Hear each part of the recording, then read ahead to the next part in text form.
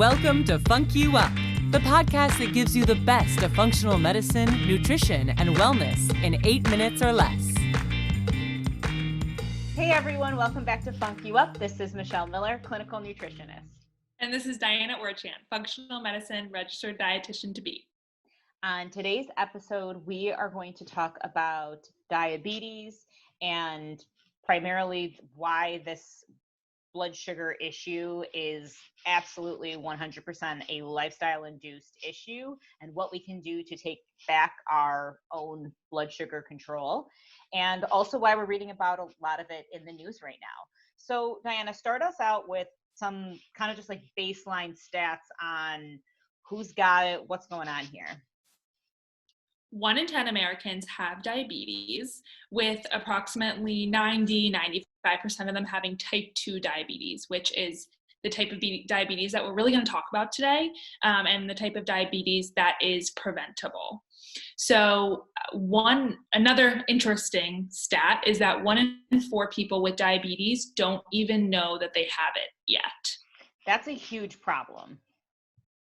Yes, it is. We will talk about it in a little bit, kind of what are the markers that you need to be testing, how to know if you have diabetes or not, but everyone should be getting their blood work done at least once a year and should be asking for some of these markers that we talk about down the road to be tested, because I mean, there are so many complications with this that we'll also discuss. You cannot run this risk.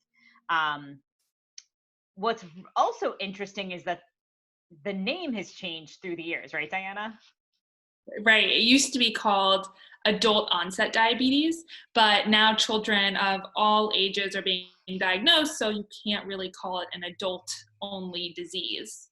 And unfortunately, the CDC is now estimating that 1/3 of children born in 2000 or after 2000 will develop type 2 diabetes in their lifetime, which could mean they won't necessarily outlive their parents, which is really terrifying. Absolutely. I mean, it's sickening. And again, I mean, coming back to the fact that this is a lifestyle induced, I mean, I truly believe that there are some people who genetically, have a little bit of more of a predisposition to have a harder time handling glucose and how stable their blood sugar is, but so much of this is within our control. And what's so interesting is that people say that there's really no cure for type 2 diabetes. What do you think about that, Michelle?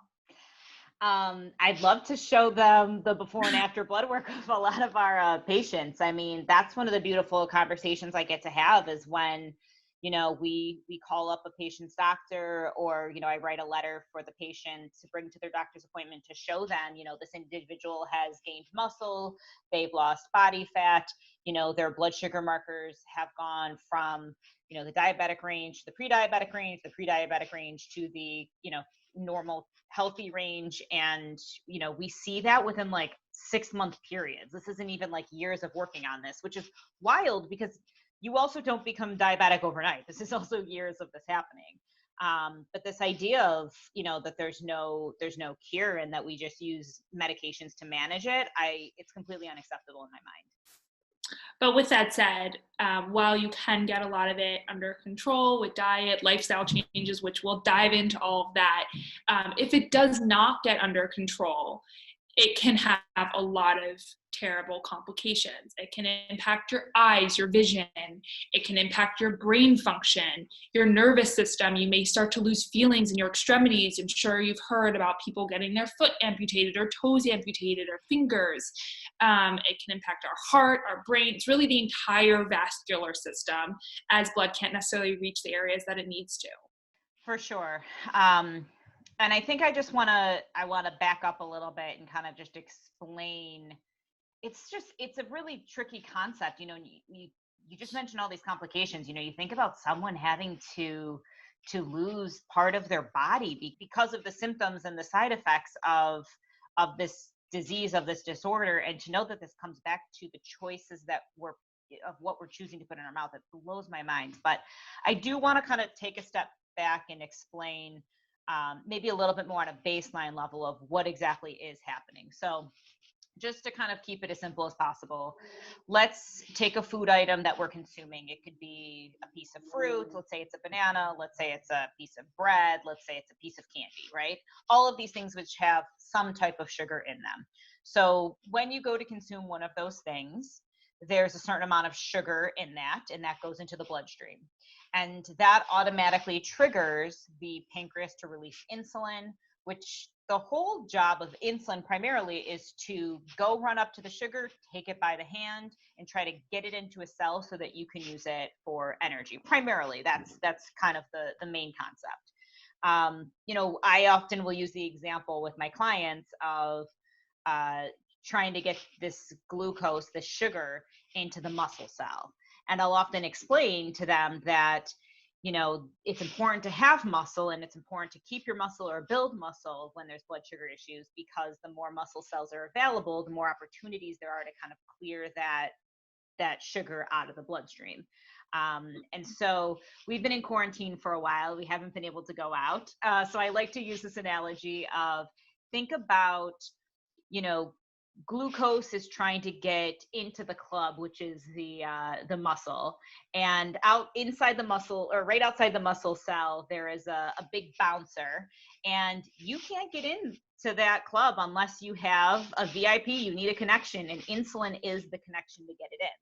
So Diana, I want you to kind of go a little bit more into this idea of insulin resistance, which is a bit of a complex idea, but it's really when blood sugar levels have kind of been out of control for a while. Can you kind of just in simple ways explain what's happening there? Yeah, so insulin resistance is really kind of the first step that pushes you into having type 2 diabetes or really high blood sugar levels. So when you become insulin resistant, your pancreas produces even more and more insulin, which creates this vicious cycle. So to bring it back to Michelle's club example that we love so much right now, is if VIP people were asked to let in 5 people, they're only able to let in 3. They're not able to let in originally. Usually it's kind of this, like, you could think of it as more in this club situation, like a 1-to-1 ratio. Everybody knows someone, but now if VIP people are not able to let in as many as they were before. So it takes even longer to convince them to let anyone in at all, and your cells become insulin resistant. So your cells are not able to get in the glucose that's sitting outside waiting to get in. And so this also increases the amount of stress on the pancreas, and the last thing you want is for the pancreas to burn out, because the pancreas is where insulin is secreted, and that creates even more long-term problems, which is why you hear people being using exogenous insulin injections, insulin pumps to support the body in that way.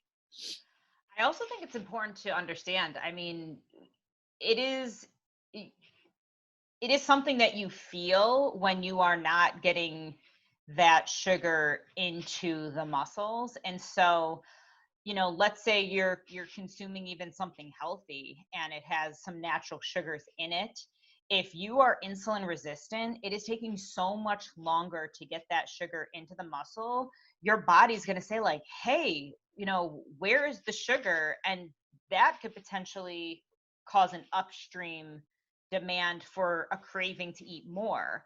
And so it really is this vicious cycle once we get to that point of this huge amount of sugar buildup in the bloodstream, which is not good. Continuing to pump out more insulin. Insulin is only doing as much as it can. It can't even get into the muscle. And then your muscles are like, hey, we can't function. We don't have energy. We need more sugar. Signal, that craving again. So it's not a super efficient, process that's happening. And we always come back to, like, first know where you're starting from, like know where your insulin levels are, know where your blood sugar levels are. So I do want to say, let's kind of go through the markers of what you should be looking for when you get your blood work done once a year, and kind of know, if I'm going to get tested, what are the levels that I want, what are the absolute necessities, and where do I want these to be? So the first one that we think of, the most common one, is our fasting blood glucose levels. So we want these typically to be between 70 and 100 milligrams per deciliter, which I'm sure a lot of you have heard of. It can just be a simple finger prick, and it's just a quick reading of where your blood glucose is right now. But if you leave here with one thing today, it's understanding hemoglobin A1c. We like to call that the lie detector test. Yes. So A1c is a long-term average of how stable blood sugar is over, let's say, like a 3 or so month period of time. So you can't be really good like a couple days before your blood test and then like cheat the system. There really isn't any cheating. You have to just be good most days than not to really influence this number. But typically, most labs will agree that anything above 6.4 or higher is considered diabetes. So if you're at 6.5 or you're higher, then you're diabetes. If you're at 6.4, you're considered pre-diabetes. We like our patients to be below 5.7 because that's when you get into kind of like the normal range of things. So 5.7 to 6.4 is pre-diabetic range, 6.5 and higher is diabetic range. Many of my clients who have a goal of weight loss or who have risk factors that, maybe they've been pre-diabetic before, I even try to get their A1c a little bit lower, maybe like 4.9, something like that, 5.2, because I just don't even want to run the risk of like, there's 3 months of holidays between October and January. So if you're just consuming a lot of foods, your diet gets a little sloppy during that time, I don't want you to start the new year pre-diabetic. So it is something that can jump around a little bit, but the cool thing is to really be able to work on your diet, work on your exercise, try some different lifestyle tactics, and it's so gratifying to see that level altered just because of how you're treating your body, what you're eating, how you're moving from one day to another. Now, there are some other markers we look into. I would say they're probably not as common as some of the traditional like glucose levels and the A1c levels, but we also like to look at fasting insulin because we find that insulin levels are a good understanding metabolically of how things are going. Some functional medicine practitioners might look at C-peptide level.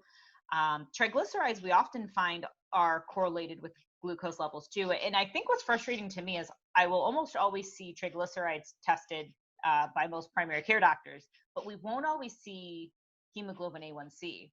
So promise me, if you see high triglycerides on your blood test come back, you need to be asking your doctor for a hemoglobin A1c test or an A1c. It's the same thing, because there's a very high chance that if you have a elevated triglyceride level, you may be in the pre-diabetic range, maybe even diabetic range. So don't be one of those Americans that's walking around unaware that they have pre-diabetes or diabetes.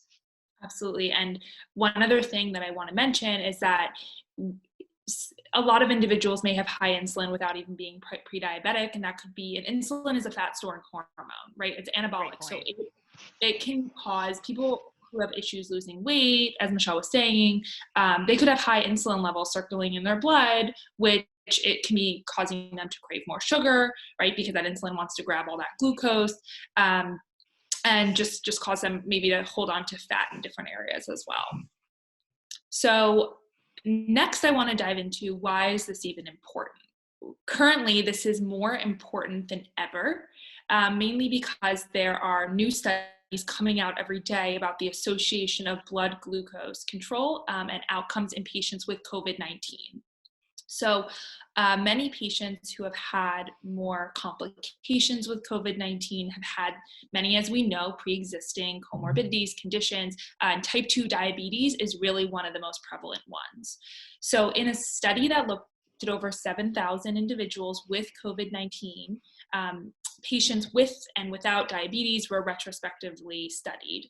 And they found that subjects with type 2 diabetes required more medical interventions, had significantly higher mortality, over 7% versus slightly over 2%, and they suffered multiple organ injury compared to non-diabetic individuals. So this is really we say this all the time. Now is the time to take action and figure out, if you can if you think you might be pre-diabetic, if you can't get your blood taken right now, you can make a lot of different lifestyle changes and diet changes that we'll talk about.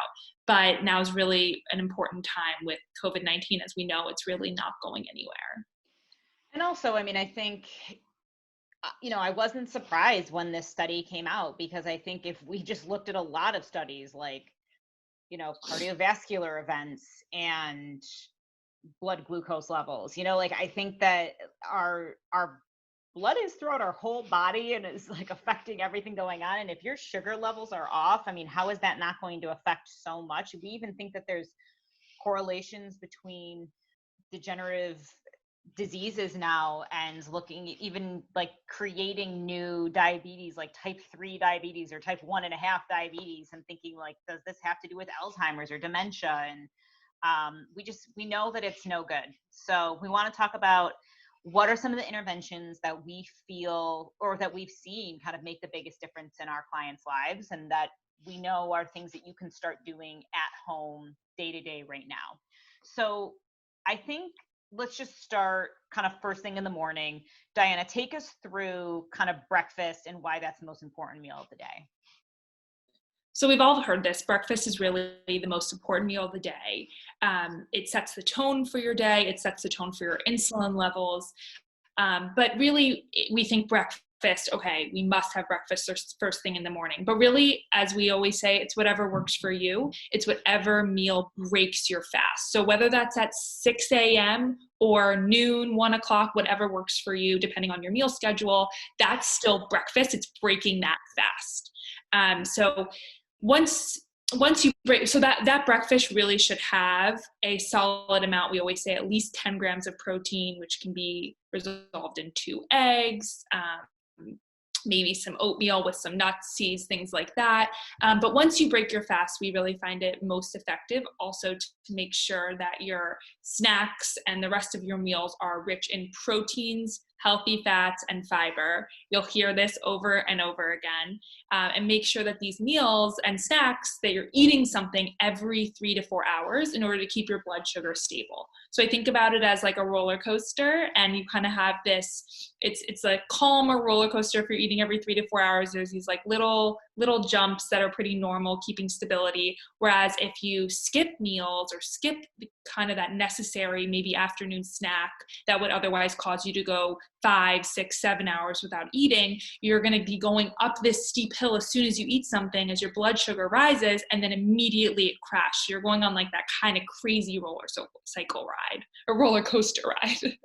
But this is your energy, this is your mood, this is your brain power, this is not the time to be making rash decisions. Like you want this to be the most boring ride you've ever been on, because that's what's going to fuel your brain most efficiently.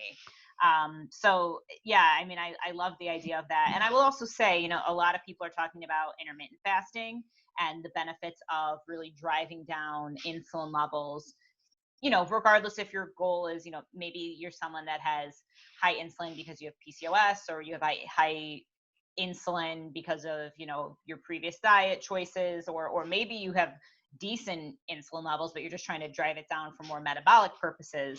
Intermittent fasting is definitely a popular tool to help control and drive down that insulin a bit more. I think what we focus on, it's not great for everybody. So we kind of customize who we're going to use intermittent fasting for and when that's appropriate in their program. But regardless, if you're practicing fasting or not, that first meal where you're breaking the fast, whether it's at 6 a.m. or noon, is the most important. And it better have a protein, a healthy fat, or a vegetable in it, or some sort of like high fiber, or you're really not going to set the tone for that blood sugar for the day. Now, what are some of the common pitfalls that you tend to see, Diana? We see a lot of things. I think the first thing that comes to mind is a lot of patients who wake up and they want that quick breakfast and they just grab a banana. So they go for that banana, which pure sugar. Yeah, pure sugar. It's got that fiber, so don't get me wrong. If we're comparing it to a bag of candy, it's going to be much better, and it's going to still like that. It has that fiber that's going to slow down that fructose absorption. Yeah. But it's really having that banana, that sugar kind of on its own with no source of protein or fat to really help slow that absorption even more. So you kind of need some quality almond, nut butter, anything to really make that a good snack. But still, you're not gonna, it's gonna be hard to get enough protein unless you're having that banana on the side of like 2 eggs, for example, or something like that. Yeah. I often find also my clients who go too long without eating tend to be the ones that are the most surprised when we get back their blood work and they're pre-diabetic, especially if they have a low amount of muscle mass. They might even be into the diabetic range, which it like is shocking to them because they don't necessarily have an unhealthy diet. It's not that they're eating processed foods and white flours and things like that. They're just going way too long without eating. And so their blood sugar is still doing this, even off of the healthy foods.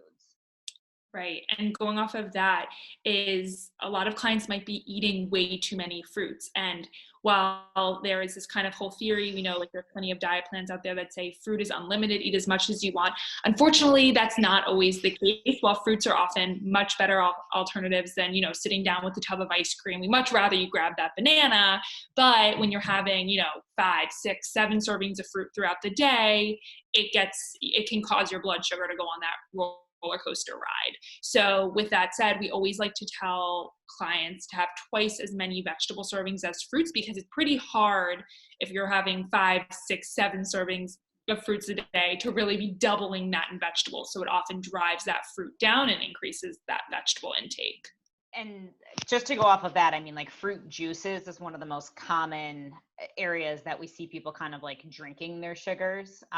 You really got to get used to like diluting that and desensitizing your sugar receptors. Certainly sodas, like I hope that by the end of my lifetime, that's something that people just talk about. It doesn't even exist anymore. It's like criminal. But I also think a lot of people are drinking their sugars in like alcoholic beverages, really sweet cocktails, these like crazy like coffee, I would call them like adult milkshakes, like frappuccinos, things like that, like whipped cream. Like it's like insane. And then also, you know, finding sugars that are even really high in, you know, beverages like kombucha, which you would think are advertised as like a healthful beverage, but you really have to start getting into the practice of looking at the label, looking at how many grams of sugar, you know, added sugars, and what is the serving size for that individual bottle. I mean, if the serving size is only a half of it, be aware you need to multiply that sugar by 2 if you're going to plan to drink that entire bottle. Yeah, and then not to mention really any packaged processed food, to really be looking at the label. We're talking tomato sauces, pizza sauces, any sauces, dressings, they can have so much sugar. Salad dressings, yeah. Yeah, especially if it says like low fat, you know, okay, well, what are they compensating with? Often sugar. So if you listen to episode 22, it's called Sugar, because it really dives into this, into all different types of hidden sugars and how you can kind of find them on a label, whether they have some sneaky name, and what to look out for. Yeah, I that's one of my favorite episodes. But what about diet soda, or what about like sugar-free stuff? That's got to be safe, right? Yeah, it seems that way. And what's crazy is that this is often recommended. So anybody who has diabetes or any issues with blood sugar, it's, oh, don't worry, like just switch over to diet soda, diet products. You would think that's the solution, and that drives me mad. Yeah, I mean, because most of the time we're talking about replacing sugar with artificial sweeteners, which are neurotoxins. And your insulin usually still responds to many of those. So that's a fat storing hormone. That's not helping anything. And also then your muscle cells are like, wait a minute, why is there insulin? Like now I'm having a craving because I thought I was supposed to be getting some energy in here. It's very confusing for your body. It makes no sense. It's no good. I know you have a strong opinion about this too. Yeah, I mean, not only does it make us crave more sugars because of that reward pathway that we're always talking about, that it thinks we're trying to trick our bodies that we got this sugar that we didn't even get, and then we run to crave more sugar. And a lot of people say, well, no, like I have a diet soda and then I don't go eat sugar. Well, you might not right away, but you end up later of some sort. And if you're not right away, or you're not even later, then it's altering your microbiome in a way that has a lasting effect on your blood sugar levels. So while people look at trials that test somebody who drinks a diet soda versus a regular soda and sees that blood sugar doesn't spike right away with that diet soda. Over time, if you really look at the microbiome, the good bacteria tends to decline, the bad bacteria tends to increase, and then we're craving even more and more and more sugar. As we always say, it's not your fault, it's your gut's fault, and you're just driving that pathway even more and causing a more long-term detrimental effect. And while we are really concerned right now with those individuals that are walking around with diabetes because of what a prevalence we've seen with this being an issue with COVID-19 in general, like whether you're pre-diabetic, diabetic, or you have relatively healthy blood sugar levels, these should all, balancing your blood sugar is important for every individual, regardless of what your goal is. If it's just to get healthy, if it's to be as lean and, fit as you can be, whether you just want to stay off medications and avoid unnecessary surgeries, like this is for everybody. Right. And we always say the first step is food first. Get that diet, get that lifestyle down pat. But if you're working with a qualified practitioner, there are so many different herbs that can be effective in driving blood sugar down if that extra assistance is also needed. All right. So just to summarize, let's go through a couple of quick takeaways that are the most important elements we want people to remember. So number one, we're going to go through 4 quick tips. Number 1 is twice as many vegetables servings as fruit. One that's going to up your vegetable intake, which we can't emphasize enough. And it's going to decrease a little bit of that fruit intake, since you really shouldn't be having more than 2 or so servings of fruit a day. So that means if you're having a cup of berries and 1 apple, you better be having 4 servings of vegetables that day. Really puts things into perspective. What's number 2? Number 2 is limiting added sugar. So read your labels, especially if your food doesn't even have a label, but if it does, then read it. And what's beautiful now about it is that it breaks out added sugars. Sugar is sugar, but at the end of the day, it is helpful to see that, that packaged item, those chips, as I always go back to, you're eating, have sugar added to them. Chips shouldn't have sugar added. So you can see that and identify it. Great point. Yeah. And I think as we start to check these numbers, you start to have a reference point of like, wow, that's really high, or wow, that's a really great product. Now, like we talked about, protein, vegetables, healthy fats, that should be in the back of your mind every time you go to eat a meal, every time you go to have a snack. If you're ever looking at a menu ever again in your life, and you're like ordering in, or maybe we're going to be out to dinner eventually, you always want to be thinking, all right, where's my protein, or where's my healthy fat, where's my fiber, which will often come from our vegetables. So that to me is one of the easiest games to play, because then you are ensuring your blood sugar will be well balanced after that meal. And the last one, as we mentioned, is eat every 3 to 4 hours. So if don't let that blood sugar go on that crazy roller coaster ride. It should be a boring ride, nice, flat, stable, nice country road. That's what we're looking for. Yeah. And I mean, this doesn't need to be like major meals every 3 to 4 hours. This could be like a handful of walnuts. That's a nice, healthy protein, healthy fat. I don't think we necessarily need to be having like steak dinners multiple times a day. That's not what we're saying. But like half of an avocado, like these different elements that can help stabilize your blood sugar, just so that you're pulsing these foods throughout the day and keeping your energy and your fuel source really, really constant and effective. Great. So thank you so much for joining us today. If you have any questions, want to learn more about diabetes, blood sugar, anything at all, reach out to us at FUNCYouUp@physiologicnyc.com or via our Instagram at physiologicnyc. And be sure to follow me on Instagram, Michelle_Miller_MSACN, as I'll be posting some more tips and tricks for managing your blood sugar this week. See you next time. You've been listening to FUNC You Up. Be sure to like, review, and subscribe for more daily tips on living well.